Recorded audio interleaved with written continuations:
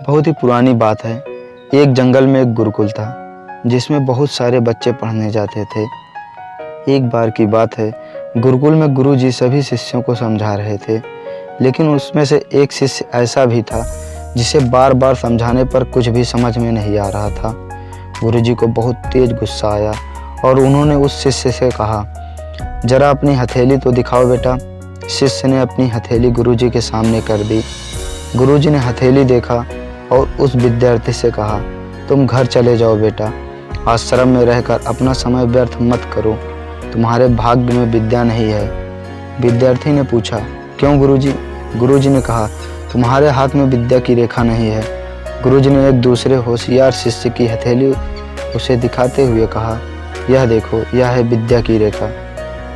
यह रेखा तुम्हारे हाथ में नहीं है, इसलिए अपना समय व्यर्थ में बर्बाद मत करो और घर चले जाओ और कोई और अपना काम देखो।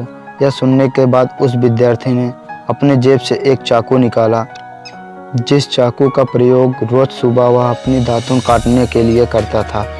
उस चाकू की पैनी नोक से उसने अपनी हथेली पर एक गहरी लकीर बना दी और हाथ लहूलुहान हो गया। तब उसने गुरुजी से कहा, मैंने अपने हाथ में विद्या की रेखा बना ली है गुरुजी।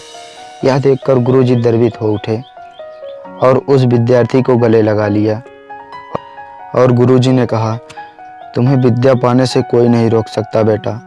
दृढ़ निश्चय और परिश्रम से हाथ की रेखाएं भी बदली जा सकती हैं। दोस्तों, आपको पता है वह विद्यार्थी कौन था?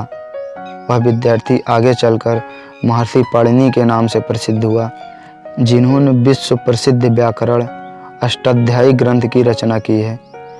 इतनी सदियां बीत जाने के बाद भी आज 2700 वर्षों के बाद भी विश्व की किसी भी भाषा में ऐसा उत्कृष्ट और पूर्ण व्याकरण का ग्रंथ अब तक नहीं बना है। मोरल ऑफ द स्टोरी, इस कहानी की यह शिक्षा है कि दुनिया में चाहे जो कुछ भी बोले, सभी को गलत साबित करते हुए हम अपनी परिश्रम और लगन से जो चाहे सब कुछ हासिल कर सकते हैं। वह चाहे हमारी किस्मत में हो या ना हो, हम अपनी किस्मत खुद ही लिख सकते हैं।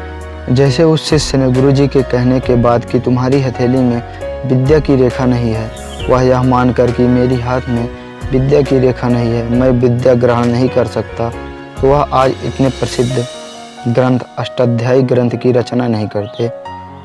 इसलिए दोस्तों, अपनी किस्मत अपने हाथ में है, इसे चाहे किसी भी रास्ते पर मोड़ सकते हो, बस मन में लगन और जुनून होना चाहिए।